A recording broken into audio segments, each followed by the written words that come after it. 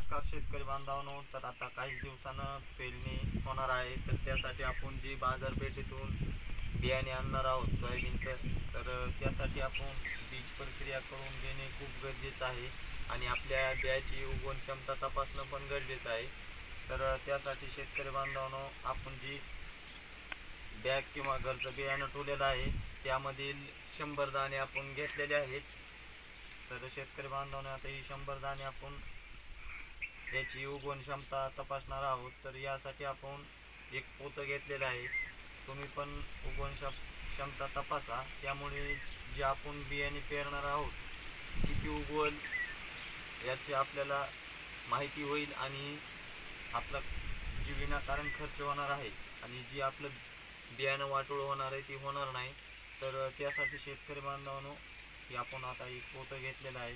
तर आपण ही जी आपण सोयाबीनचे दाणे यावर हातरणार आहोत. तर एका लाईनमध्ये असे 100 दाणे ठेवायचे आहेत शेतकरी बांधवांनो. बघा मी ठेवत आहे अशाच प्रकारे पूर्ण सोयाबीन याच्यावर 100 दाणे हातरून घ्यायचे आहेत. याआधी थोडंसं पोताडं भिजून घ्यायचं आहे.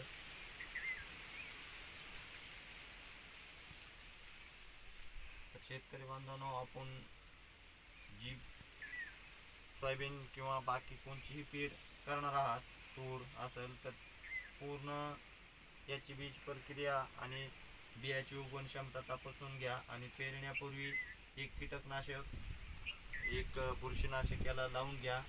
यामुळे आपलं बी खराब होणार नाही, सडणार नाही. तर शेतकरी बांधवांनो,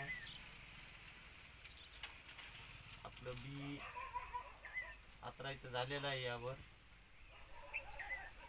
अशा प्रकारे तुम्ही पण बी एका रांगेत ठेवून घ्यायचं आहे.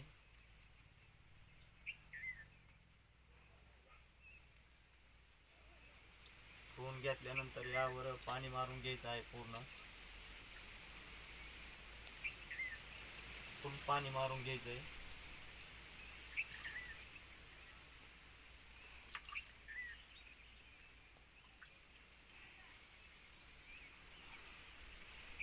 आणि जी ही बियाणं आहे ती आपण यावर हातरून घेऊन या पोत्याला असं एकदम गुंडाळून ठेवणार आहोत.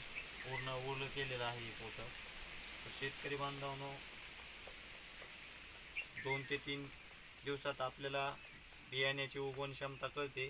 तर या पोतड्याला एकदम सुरक्षित जागेवर ठेवायचं आहे आणि 2-3 दिवसानंतर याच्यातील जे आपण 100 धान्य टाकले होते सोयाबीनचे, तर त्यापैकी किती उगवते ही बघायचं आहे.